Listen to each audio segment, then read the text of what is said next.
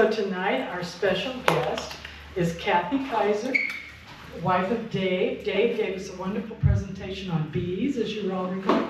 Yeah. And so now Kathy is doing a program on herbs and primarily ones to eat, right?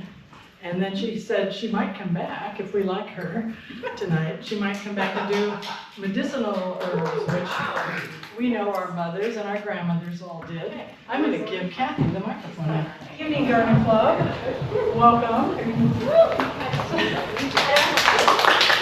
My name is Kathy Kaiser, and I am going to be speaking about herbs. More to do about what we do with them, less to do about growing. Growing's the easy part. Pretty much anybody can do that. So tonight's presentation is, I've grown some herbs, now what?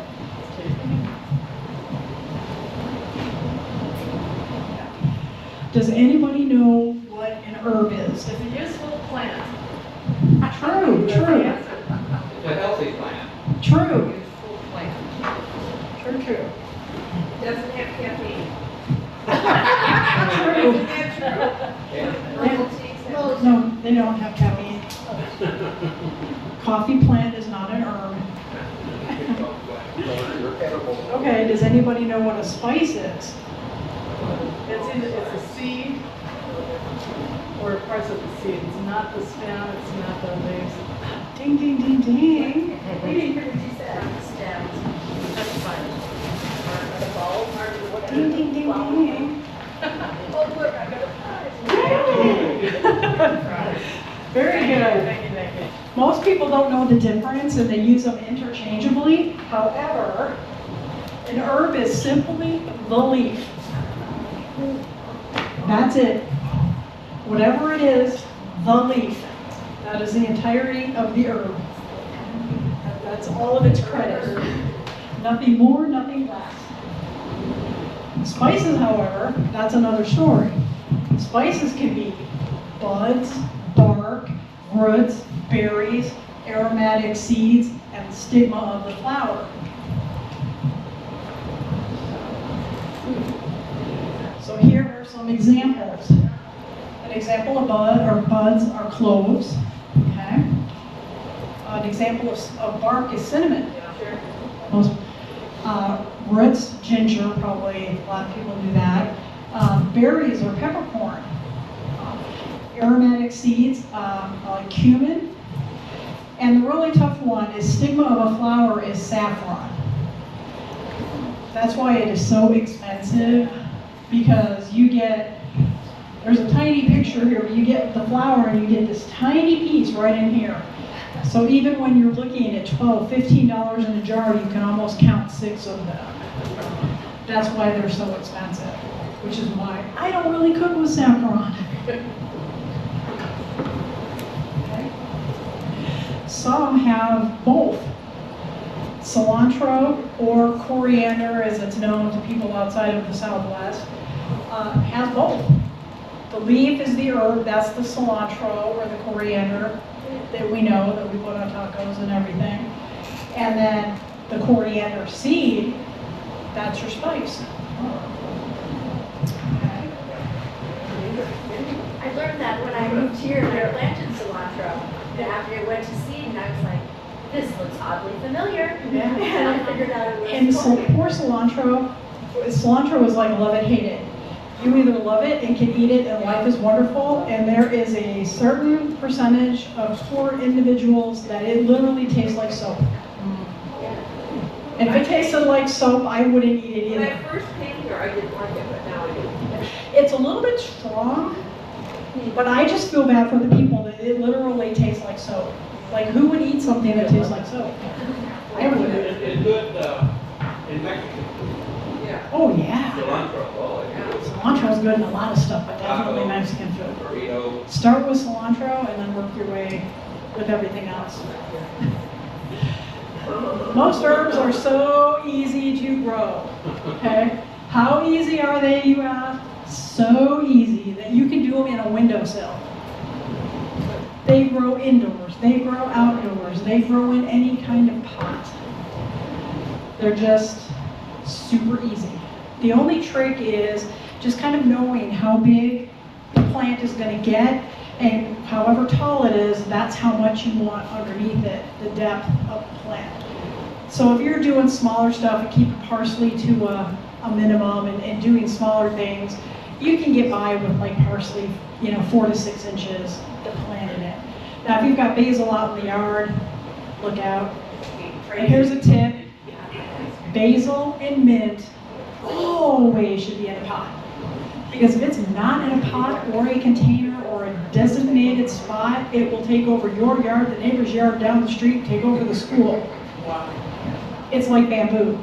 Those particular plants will grow bananas. So the other thing for Phoenix that works well is if you have that 50% sunscreen, toss some of that up. Most of mine are just under my patio cover. So keep the soil slightly moist, you're good to go. So spices, we have a couple of different varieties or types that they put together. So the first batch is sweet spice. Put a rose up there for our rose people.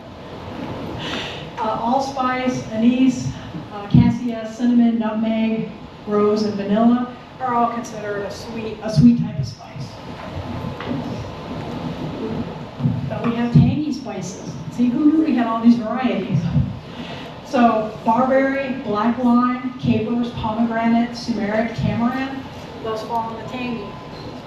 And by tangy, they just mean it's like strong and flavorful, not tangy like, oh my God, hot, it's a ghost pepper. It just means the flavor is on the tangy side.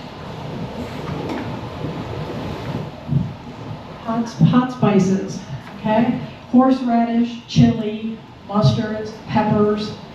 That's in the hot category. So living down here in the Southwest, I'm sure everyone's familiar. Now mild spices, you get your Alexanders, your borage, your chervil, your elderflower, loveridge, parsley, and Sicily, sweet Sicily. This is a picture of loveridge. It's not one of the more common ones, so I put the picture up there, so some of the less common. But these are like your mild spices. These are kind of things that blend well and kind of go with everything. And we have medium spices. Yes, arugula is a spice. Most people think it's a lettuce. It is a lettuce type, and people put it in salads. But a lot of people think, oh, arugula is a type of lettuce. There's romaine, leaf, butter, and arugula. No, it's an actual spice. Balm, bergamot, chicory, chive, kaffir lime, sorrel are all nice medium spices. Strong spices. Basil, cilantro, curry leaf, dill, fennel, fenugreek, lavender, lemon myrtle, and verbena, marjoram, tarragon, myrtle, and mint. And marjoram is a really overlooked spice. Everybody listening goes, marjoram, what's that? It's typically a Mid-Eastern spice. I think it originated in Jordan. But when you don't have oregano, that is your next best friend. It is so close to oregano. You could cook with it and people wouldn't even notice. I was just going to ask why oregano hasn't been mentioned this far. We're coming. Oh. Sorry. No, it's okay. There. For some reason, for oregano that I cook with all the time wound up under pungent.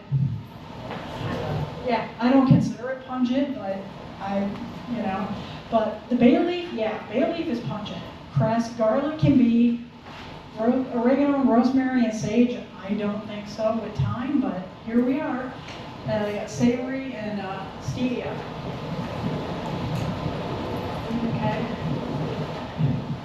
Now, the reason that they went through and labeled those spices as far as like tangy or pungent or sweet is a lot of times when you're cooking or you're doing spice blends, you're using a blend of things. So anything that's like strong and pungent, you're going to use less of. Anything that's mild, you're going to use a little bit more, and then fill in, with the sweet and the mild. So amalgamating is anything that brings things together. If you're mixing concrete, you can technically you're amalgamating. You're mixing and bringing things together. So it's a big fancy word for just mixing things together. So technically, next time you make a tossed salad, I'm amalgamating. So gentle spices and their flavors bring together more of the strong spices. And so coriander seed, fennel, paprika, poppy seed, sesame and turmeric are all really good spices to just sort of be in general, a general blend. Okay. Pungent spices, that just doesn't even sound good, pungent. Caraway seed, celery seed, cloves, cumin, dill seed, ginger, juniper, licorice root, mace, pink pepper, star, and some people say anise, some people say anise. And then the wattle seed, which is from Australia. I have never seen or used a wattle seed, so I put the picture up because there's some seeds and pods and a flower. So I've never seen it over here, but you know, who knows? So I put in here the 6 easiest herbs to grow. This can be in a windowsill. I mean, this is so easy, a cat can do it. So basil, but again, make sure that's in a pot because I'm telling you, once it gets going, it will take over. It'll leave the pot. Borage, a lot of people don't really have heard a lot about borage. It's just sort of big and leafy, but it's good because, well, it's fast, it attracts pollinators, but it has a subtle cucumber flavor. So if you're doing like any type of summer salad-y light stuff, and if you had some borage, just chop up a little bit, throw it in. You know, it will just accentuate the cucumber, just give it a little bit fresher. So, you know, cilantro grows quick. You can eat the flowers. I have never done anything with the cilantro flowers because I know the bees love them and I let them have it, and then I know I'm going to get coriander afterwards. But you can eat them. Chamomile, my favorite.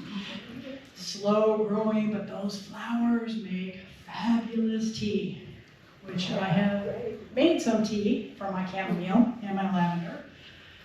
Dill, it grows quickly. Bennett is great on fish, potatoes, beans, pickles, and again, pretty much any salad. Whether you have a salad that's mayonnaise based, if you have a salad that's just a salad, a little bit of dill in there, and I'm telling you, fresh. Okay? And parsley goes, bananas. You know, there's the 2 types, the flat leaf and the curly. I find the flat leaf seems to be a lot easier to deal with than the curly.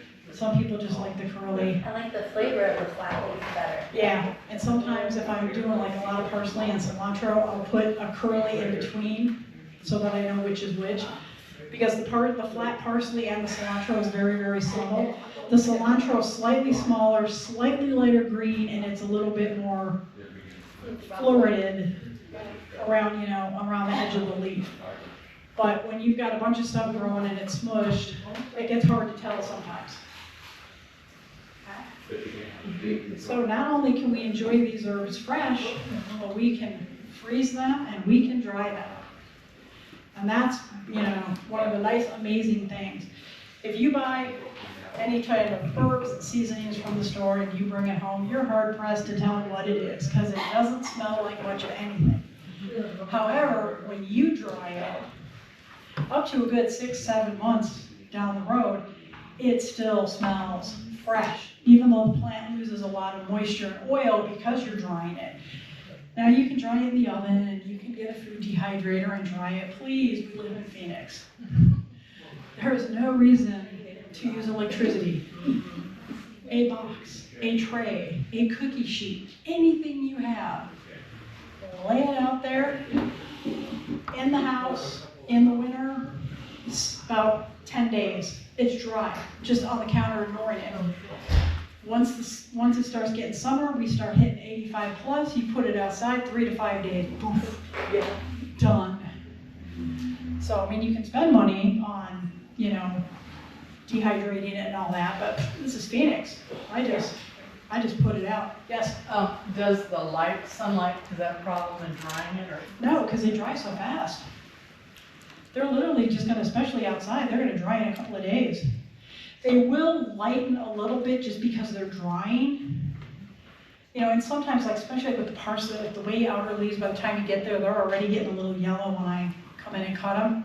Throw them in. Don't mix them. Do you cover your herbs when you dry them outside? You can, I don't, because I have a table usually right by the house, and like I said, they're done so fast. I haven't seen anything bother it, except monsoonal winds. But otherwise, they just sit out there, nothing bothers it. Especially like if I have rosemary around there too. Rosemary's pretty fragrant, and things just keep on flying. So, you can freeze them. You can put them in a tray, you know, like on a tray or something flat, and actually put them in the freezer and freeze them, but that tends to dry them out. It kind of makes them a little more brittle, but it can be done. But I have a little trick.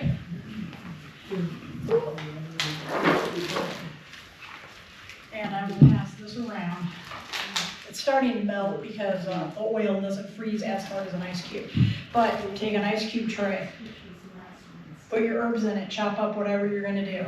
One whole tray for parsley, 2 per whatever.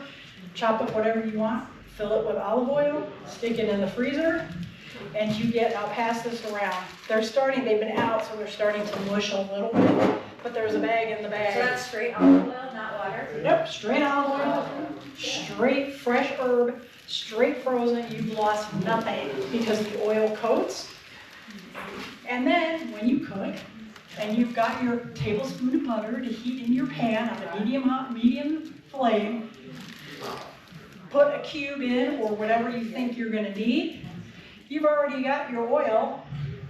You've already got your herb. You're throwing in your onions and your garlic or whatever else you've got, and you are good to go. Label your plastic bag. Label your plastic bags.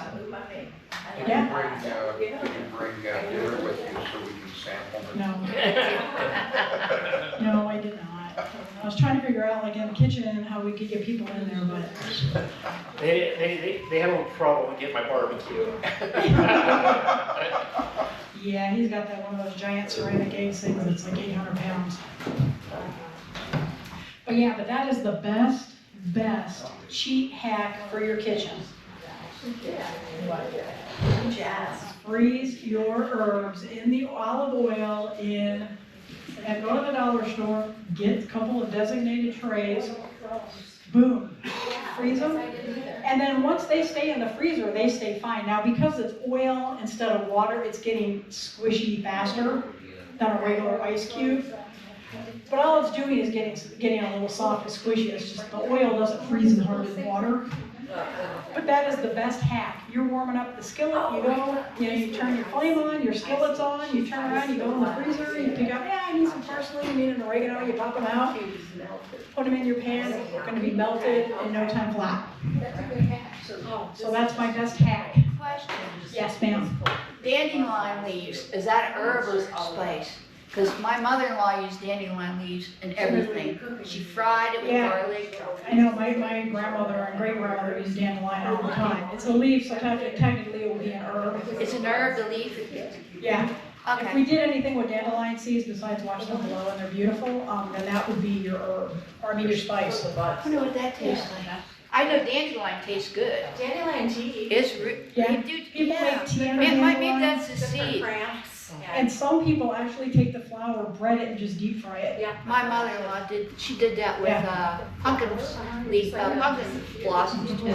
Yeah. So just deep fried. No, 'cause they're pretty Yeah. hardy. I've never personally done it, but I do know, especially like in the South. They're good. Anything that's fried is good. Yeah, the South loves it. They will bread and fry anything. Well, okay, so dandelion leaves is a herb. Okay. Okay. Oh, Okay. yeah, my. So what can you do with these herbs that you're growing in your garden? Well, they elevate your cooking. Trust me, they elevate your cooking, especially when it's your own herb and you start seeing something fresh versus the crap they're selling on the store that has no smell or taste. They smell nice. When you grow your own herbs, if you have rosemary or just anything that's aromatic, even if it's just for the day, cut a sprig of dill, bring it in your house. Kitchen's gonna smell like dill. Put some rosemary out while it's drying, your house is gonna smell like rosemary. So it's beautiful. And if you're crafty, save, dry your herbs, do a potpourri. One more, I was telling Peggy, she was at my house the other day, I am having trouble with these little bugs on my flowers outside. And I didn't want to use anything that was harmful. Ew. So I went online and they said, take 2 garlic cloves, boil them in water, let the water cool off, spray it on the bugs. Don't like the smell of garlic. No, I have not had a bug. yeah, we're gonna get into some herbs that actually repel bad bugs and attract good bugs. But they actually, I've not had any of those little gnatty things, not those little white flies, all gone. Yeah. Because the garlic I sprayed. Yeah, they usually don't like anything that's strong or pungent, Yeah. and that would be garlic. Okay, Catnip? yep, basil, catnip, cilantro, dill, nasturtiums, and yarrow are the top attractors for pollinators. So even if there's not much you're gonna do with these, although cilantro and dill I use all the time, basil, you can plant these around and it's gonna draw pollinators in early because these are gonna, bloom early. They're gonna get on the pollinator's radar. They're gonna start heading to your garden. As your other flowers and your other things are coming up, the pollinators are already know your yard. So it's a really good way to attract them. Not only do they attract the pollinators, but this particular group is beneficial for attracting the beneficial bugs, those that eat aphids and all the other whatevers, and then it prevents unwanted pests. Because again, basil's pungent, especially if it's starting to flower a little bit. Yeah, they don't like that. The other thing you can do too to help your garden and other plants is companion planting. So not only are you gonna get an herb that's gonna do something for you and flavor your food and do all that, it's also going to pair up with your plants in the garden. So cilantro loves tomato, eggplant, green beans, and again, protects against unwanted pests. If you throw in some nasturtiums, they love cucumber, zucchini, watermelon. And then basil does great with peppers, carrots, and okra. So if you've got some, carrots and peppers growing, throw in a basil. Move along and you've got your cucumber, zucchini, throw in some of the nasturtiums. Okay. Spice blends. These are fun. You can really go down this rabbit hole and never come out. You can get where you're mixing and matching all kinds of things all the time. So they say a typical spice blend contains 3% of your hot spices, 5% of your pungent, 12% tangy and strong, 23% sweet, and then 57% of the amalgamating and the mild spices, the really super mild stuff. So when you're mixing and they talk about like the hot and the pungent and the tangy, you're not using that much compared to the mild herbs. Again, with this is like, what do you like? Every one of us in here could be doing our own thing. It's like, what do you like? And that's what's great about herbs. It's like, what do you like? If you're somebody that goes, basil, I can take it or leave it, then don't worry about it. If you love basil, love oregano, plant it, enjoy it, cook with it. It pretty much, whatever you like personally, whatever your personal taste is, just take that and cook with it. You don't have to stick, well, the book says it should be this. And if you don't like it, or you like this better, Like a replacement, a substitute. yeah, use what you like. Okay? And also what's grown seasonal, what's grown in your region. Right, and that's the other reason that you should dry your herbs, because then you've got it all year. My favorite thing to do with the herbs once they're dry is mason jars. Glass, clean, easy, variety of sizes, so you don't have a lot of room. You can get away with jelly jars. And you don't have to have a half a quart jar. Lid screws on tight, and the favorite part, you can see what's in it. And I strongly recommend labels, because after a while, when it crumbles and breaks down, a lot of it starts to look alike. But you can see what's in there. You can see how much you have, and it keeps in mason jars. You don't really lose a lot. Eventually, if it's a year down the road, that parsley is going to be a little. I don't have much scent. compared to the fresh stuff, but you can mix it. But then I think too, even as bad as some of my parsley has gotten towards the end, it's still better than anything you get from the store. Right. Yes, sir. How long does herbs last, dried herbs? A really long time, at least an easy year. How long? At least an easy year. They start 1 year. a year, yeah. I mean, they're gonna start to, their flavor and their aroma is gonna kind of fall off a little bit. Yeah. But still, if you have your own herb dried, it's gonna smell a year later better than what you would get at the store. Yeah, That's pretty good. that's right. Yeah. So it's always gonna be better. So here's just a little simple mixed herb blend. You could just take, and again, you can make more, you can double, triple, make it however much you want. But half a teaspoon of thyme, half a teaspoon of sage, 1 teaspoon of marjoram. That's a great blend. Meatloaf, hamburgers, casseroles, any of that type of thing. It's right in there. Half a teaspoon of crushed bay leaves and 5 teaspoons of parsley. Now you've got a great little blend. Gonna have a little cookout, you wanna jazz up your burgers? There you go. Pennies. Do you have any guidelines for cooking them? What I mean is trying to not destroy their flavor, Yeah, herbs, preserve or if you're cooking in a pan, kind of put those in towards the end.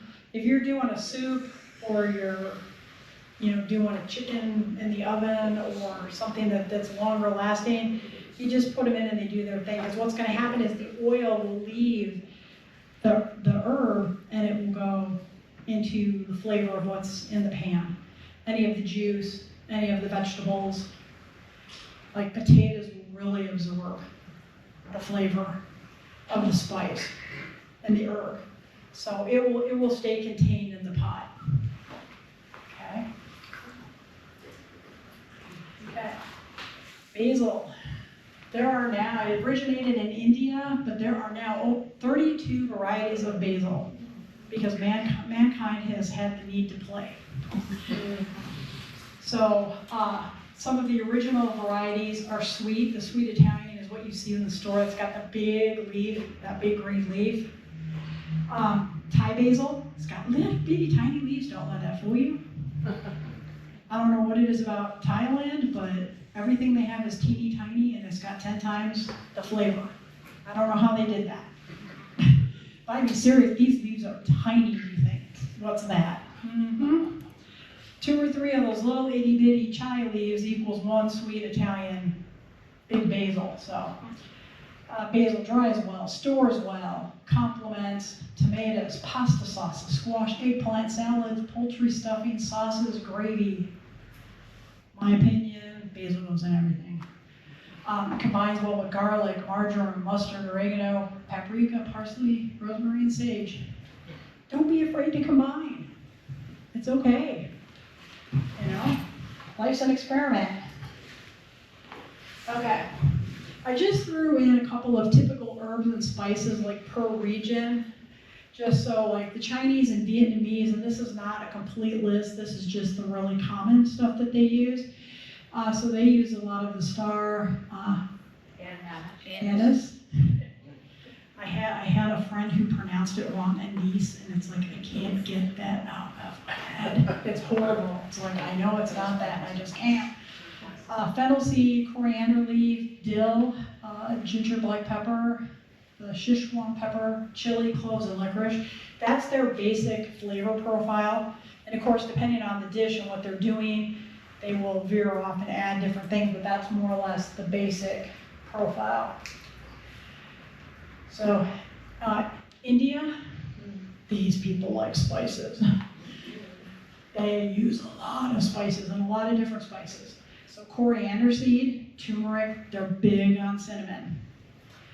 Cumin, ginger, pepper, chili, nutmeg, mace, cloves, tamarind, cardamom, mace, and saffron. They kind of hit all over. So Indians love their spice. North America, our big thing, We love paprika. We like basil, cumin, fennel, cinnamon, thyme, ginger, allspice, because apparently we just figured out allspice and apples is like a match in heaven. Bay leaves, both black and white pepper, and chili. Okay. And then typical herbs from Mexico. They're big on paprika, cumin, coriander, oregano, and of course cinnamon if you've ever had their hot chocolate. And of course, any type of chili, anything. So with the positive of everything comes the danger of everything. So there are dangers to herbs. And one of the biggest dangers is misidentification. And this typically happens with the forager people.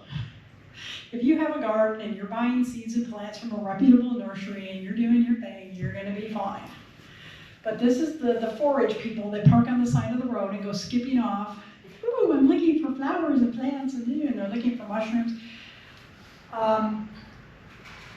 No. I mean, have at it, y'all. I'm not gonna tell you not to forage, but just for me and the little paperback book, I don't feel real comfortable. There's just something about a wild mushroom that I just go, wow, people die from this. Yeah. Okay, people die from this, Yeah. but that's me. But it's like, I've got enough stuff in my backyard to do my own thing that I know what it is. I don't need to be frolicking through the forest, but there's plenty of people that do it. And if you know, that's fine. Dave and I have taken classes with mesquite and using mesquite flower and doing that, and I can name the trees and this, and so I'm comfortable going out foraging, but I took a class and I got to see the plants and everything up close.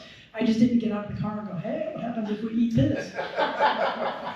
Sounds like a very sensible woman, Ken. And again, if you're buying from any place reputable, you're gonna be just fine. So, plants in the same species can display variations that will give pause to an experienced plant taxonomist. So just imagine an amateur with the paperback book out. Oh wait, look at this. Book says this is good. Yeah, there's just too many variations. And again, you guys are gardeners, so what happens when things cross-pollinate and this, that, and the other thing of how it's done in nature? Things can get varied, and it might not vary the way you want it to go. So ingesting the raw herbs can cause mild discomfort to hospitalization to death. It just depends. So, and my one big example is the difference between chamomile, feverview, and stinkweed. Okay? Chamomile's great for tea. It's one of my favorites. Feverview is a bit stronger. It's great for headache and sore throat.